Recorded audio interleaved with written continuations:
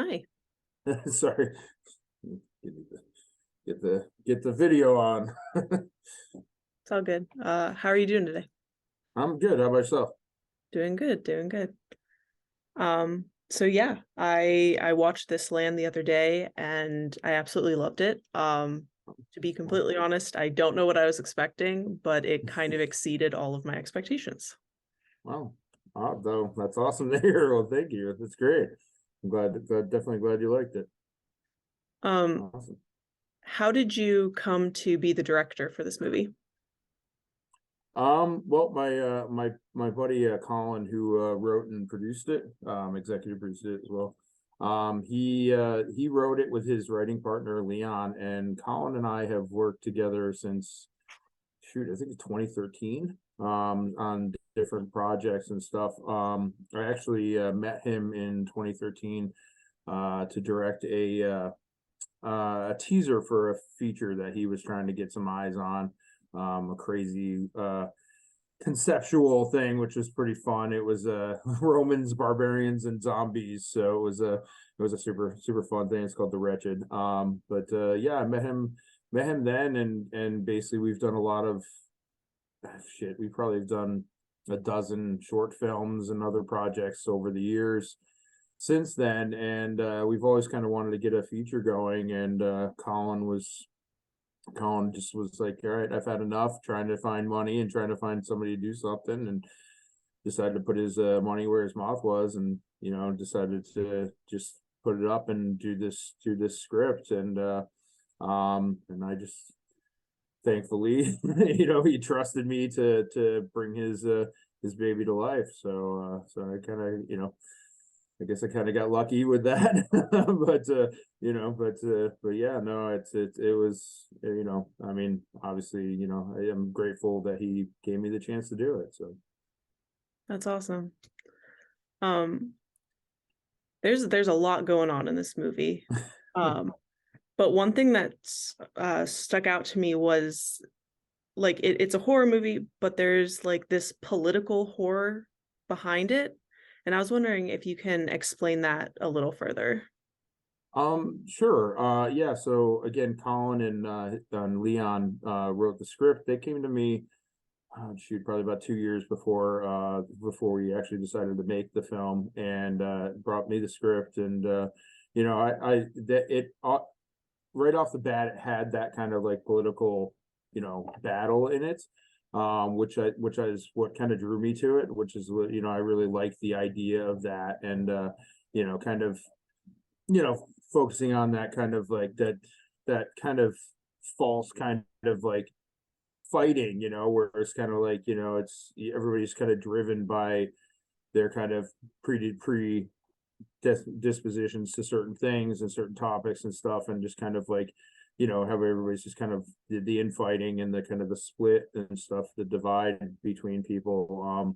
So I really kind of gravitated towards that. And but like I said, we started it really early, and then it went through a bunch of different iterations. It had I guess when it first started, it was a little more culty. It was kind of, but we kind of, shaped it to, it was more like, I thought it was kind of my input in terms of it was basically kind of really focusing on the cult, kind of essentially being more of like the, kind of, I guess, more your elites or your kind of your people, kind of the puppeteers of the situation. So it's more like, seeing these two families kind of going at it, but then, really, having to, instead of focusing on the differences and the things that we kind of, superficially think in terms of like our biases and stuff, to really kind of focus on the things that are going to unite us and bring us together. And what better way to do that than to have a common enemy? You know what I mean? So I feel like, so that was obviously a huge thing with this. When we decided to go do it again, I think they spent another year like rewriting and stuff, and really putting a lot of effort into really honing down the script and coming up with some interesting things with it. So obviously, like I said, the political aspect was kind of there, but it was kind of really honing it in a little bit from there. And they wanted to kind of elevate it a little bit to kind of make it a little a little, more unique in terms of like, not just your typical cabin horror film, so but they kind of came up with the idea to make it happen on like the 4th of July and stuff to kind of give it another characteristic. And of course that ties in perfectly with the whole political aspect of it too, Independence Day, so yeah, no, it really kind of matured into something that I think, we all were really happy and proud to be a part of. That's awesome. Now, like with the horror elements, the Mm. film, one of the characters specifically mentions whispers and the satanic panic. But I was wondering how you approached the horror elements. Well, I'm more of a like a classic horror fan myself. I mean, I like more, I'm not so much about the slasher porn and the and the torture stuff, what I mean? I mean when you do it, it's fun to do it, but I mean, but again, I like stuff that's a little more has more substance to it. And I feel like to me, I think if you make good, interesting, compelling characters that people can kind of like can identify with, then they're going to go more on that journey with you. And I feel like if you can do that, then the violence and stuff that happens will be more poignant. It'll kind of make you feel a little more. So it doesn't necessarily have to be as over the top or gruesome, because it's more grounded in more of like a relationship or an emotional thing based on hopefully identifying with the characters versus like just having to go complete splatter gore fest. So and again, on top of that, I do particularly like to try to do as much practically as possible. I think the more you could do practically, the better it is for the actors, and then of course the better it is just in terms of the realism of the effects and stuff too. You can always augment with VFX and stuff like that, which we did with some of the stuff we did. But I feel like when you could do it practically, it kind of just it just feels more genuine to me. Nice, nice. The one bit of gore that really sticks out to me is the neighbor's head, and like when the eyes blinked, I jumped. So Yes. Yay. Yeah, that was the crazy thing was our makeup artist who was supposed to work on the film, she actually got stuck in like Monaco or something like that on a film that she was doing prior, and they ran into a bunch of problems because we did this during the pandemic, right? And she got stuck there, and so she couldn't come back, so we had to get a replacement. But she had created a head. That head that we used was like a full head that she made herself. She did all the hair and everything, so it was like she made it, and we were supposed to obviously have it for that, and which was awesome. It looks so real, it looks so good. And yeah. But to me, I just like from day one, I like the blinking was like that was my thing. Like I just wanted it to blink, like because you see a fake head or whatever, you know what I mean. It's like, oh, okay, But then like I just thought like the blinking would just like completely drive it home because you wouldn't expect that. You know what I mean? Like it'd just be like, oh shit, is that a real head? So Yeah, like I like to take notes when I go to interview people, and OMG, why did the eyes have to blink? That was that's what I wrote. Nice, nice. I like that. Yeah, that's great.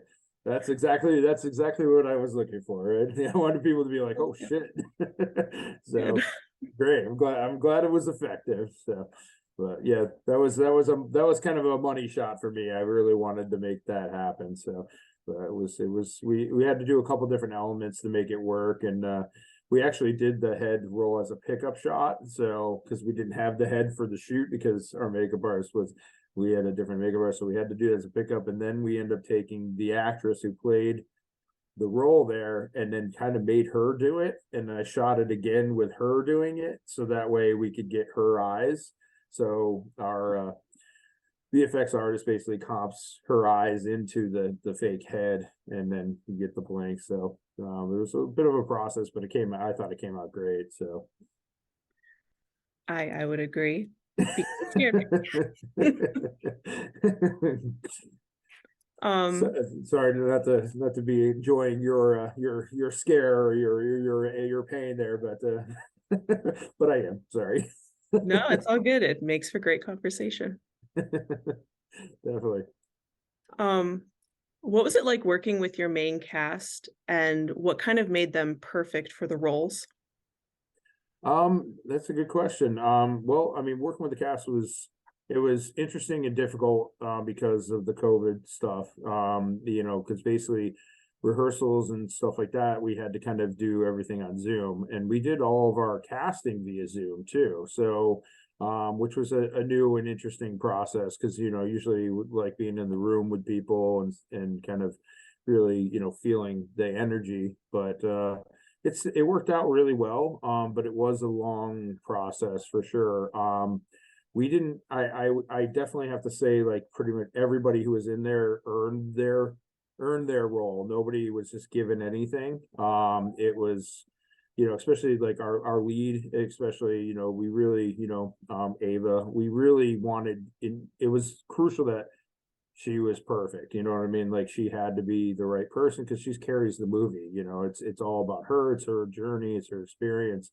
So the funny thing is Natalie, who plays Ava, went to school with Anthony, our producer. So he kind of recommended her, but she got it. She earned it. She didn't get it because because of an inside thing. But yeah, because we did man, we did oh my gosh, I think we did like 6 to 8 or so rounds with our lead to find the lead. We kind of narrowed it down to between Natalie and we had one other lady who was great too. And we kept running through the ringer. We were like we couldn't decide. It was like one minute it was like her, and then it was the other, and then we were like, man, it was like we did chemistry reads and stuff with all the different Neils, and then even the Dakotas and stuff. So like we really did our due diligence, making sure that we had the right people to do it. I kind of tell people all the time that 80% of good directing is good casting. So so if you can get the right people, you're molding performance versus like creating it from nothing. So but yeah, no, they were great. It was a handful of times because there's we have like 6 principal actors, kind of all with different personalities and everything, and it was a challenge at times, especially when they're all together, just kind of it's like herd wrangling kittens. So but overall, yeah, they were great.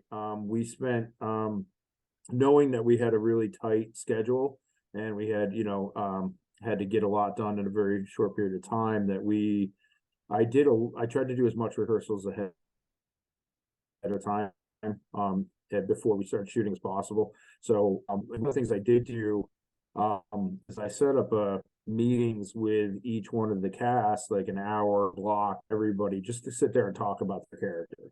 I just wanted to kind of, again, make sure that everybody, we were all on the same page and kind of like we're developing the characters. So that way, when we got to set, it was just exploring and having fun versus like trying to figure it out, so and I really feel like that helped and played a really good part in kind of the final outcome. So but they were great. They were all troopers. They all stuck with it.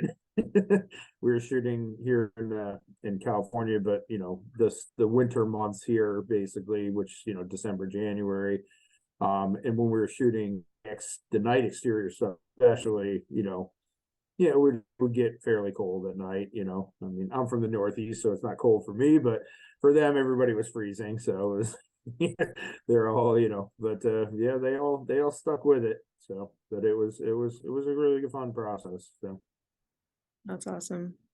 Yeah, I thought everyone basically fit their role perfectly. So it's just nice to hear the backstory behind it all.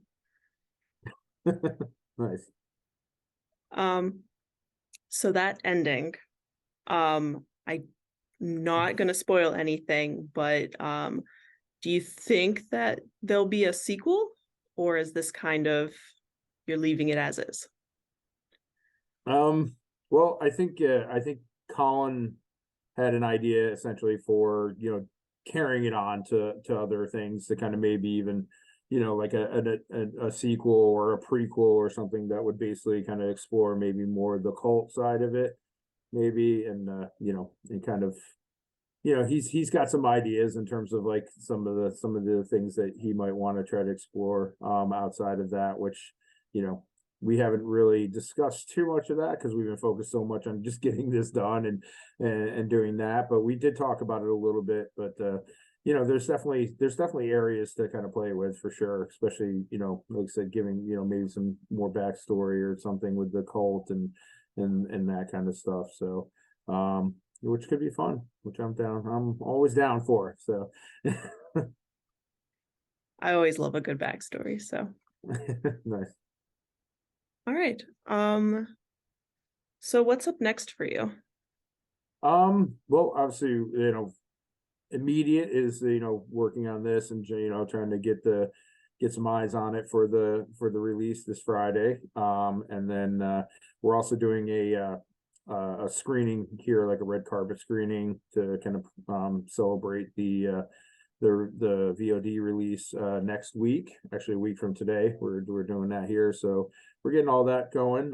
But as far as other projects and stuff, I have a couple feature scripts that I've been trying to get funded for a while. So those are out there in the ether. We're seeing, hopefully see what happens there. Colin and I have talked about working on some stuff, and Anthony as well, our producer. We all have some ideas for some other projects that we do kind of like have in our back pocket. And I also work as a cinematographer as well. So I have a couple potential features up that I'll probably be shooting as well. So over the next couple months. So they're just trying to stay busy with all that, and hopefully people like what we did. Maybe we can have some conversations, maybe get some money from somebody else other than Colin this time. So, but yeah, I also, for my day job, I am a teacher, so I'm still doing that. So, but I teach cinematography and directing, so it keeps me fresh. So. Awesome. You are incredibly busy. Well, you got to do what you got to do, especially in the low budget world here. The indie world. You got to wear a lot of hats. So. My final question for you is just, if people want to stay up to date with you and your work, where can we find you? We have so we just started a new Instagram page for the film, which is this land, as one word, _film. And obviously everything with the film will be up on there. You can also follow me on Instagram, which is Rick Nino Films. So it's RickNinoFilms. So I have that on there. Facebook, same thing. And then my website is rickninofilms.net. So but try to keep it consistent. You look for one of them, you'll find it all over the place. But yeah, just kind of pop it all out there. So I've met some really nice people, especially like yourself here, that doing some interviews recently, which already started kind of making some friends there, so which is great. But I'm always open and down for some conversations, and I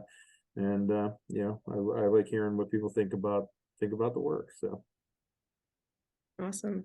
Well, yeah. Again, I loved it. Minus the eye blinking, but I'll let you have that one. Thank you. But yeah, it was great chatting with you, and I hope to chat again on your next project. Awesome. Likewise. Well, thank you very much for having me come in, and I appreciate your time. Of course, of course. You have a great rest of your day. You too. Thank you. Bye. Bye-bye.